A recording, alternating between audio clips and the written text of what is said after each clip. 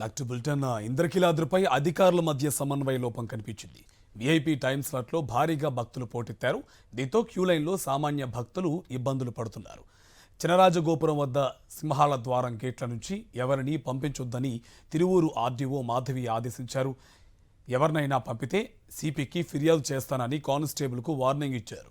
RDO ఆదేశాలతో అధికారులు సిబ్బంది వెళ్లే మార్గం మూసివేయడంతో విధులకు వచ్చే అర్చకులకు ఇబ్బందులు పడుతున్నారు.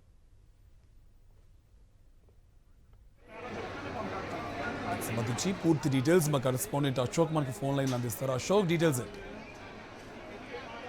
దసరా ఉత్సవాల్లో అధికారుల మధ్య సమన్వయ లోపం అనేది బయటపడిందని చెప్పుకోవచ్చు. ప్రధానంగా వీఐపీలకు సంబంధించి ప్రత్యేకంగా స్లాట్ ఇచ్చామని చెప్పి అధికారులు చెప్పారు. ఈ క్రమంలోనే మధ్యాహ్నం 3 నుంచి 5 గంటల వరకు సమయం ఏదైతే ఉందో ఆ స్లాట్ లో భారీగా రిఫరెన్స్ లేఖలతో చాలా మంది దర్శనానికి వచ్చారు. అదే సమయంలో క్యూ లైన్లలో కూడా సాధారణ క్యూ లైన్లు కావచ్చు, 100-300 రూపాయల క్యూ లైన్లలో కూడా భక్తులు భారీగా వేచి ఉన్న పరిస్థితి.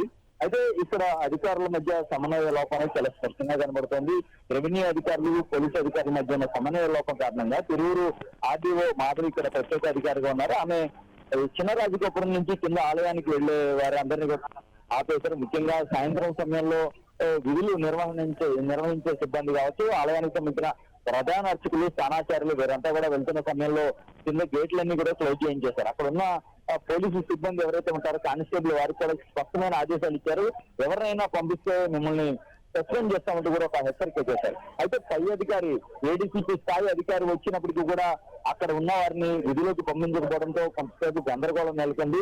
ఆఖరికి స్థానికంగా ఉన్న ఒక పోలీసు అధికారి జోక్యం చేసుకుని వీరందరూ విధులకు వెళ్ళాలి కాబట్టి వీరందరినీ పంపించాలంటూ కూడా చెప్పడంతో కొంత ఈ సమన్వయ లోపం అనేది స్పష్టంగా మనకి బయటపడిందని చెప్పుకోవచ్చు. ఆ తర్వాత ఈ సామాన్య భక్తులు కూడా తీవ్ర ఆగ్రహం వ్యక్తం చేస్తుంటారు. ఎందుకంటే వీఐపీలు కేవలం ప్రోటోకాల్ ఉన్న వారికి మాత్రమే వీఐపీ దర్శనాలు కల్పిస్తామని ఎండోమెంట్ శాఖ కావచ్చు, లేదంటే తిరుపతి అధికారులు కూడా చెప్పారు. కానీ ఈ రోజు చూస్తే కనుక తొలి రోజే భారీగా వీఐపీ రిఫరెన్స్ లేఖలతో 10వ సంఖ్యలో అమ్మవారి దర్శనానికి వచ్చిన పరిస్థితి కనబడుతుంది. అయితే ఈ సమన్వయ లోపాన్ని సరిదిద్దుకోవాలని భక్తులంతా కూడా కోరుతున్నారు. అదే సమయంలో ఏర్పాట్లపై కూడా కొంత అసహనం అయితే వ్యక్తం చేస్తున్నారు.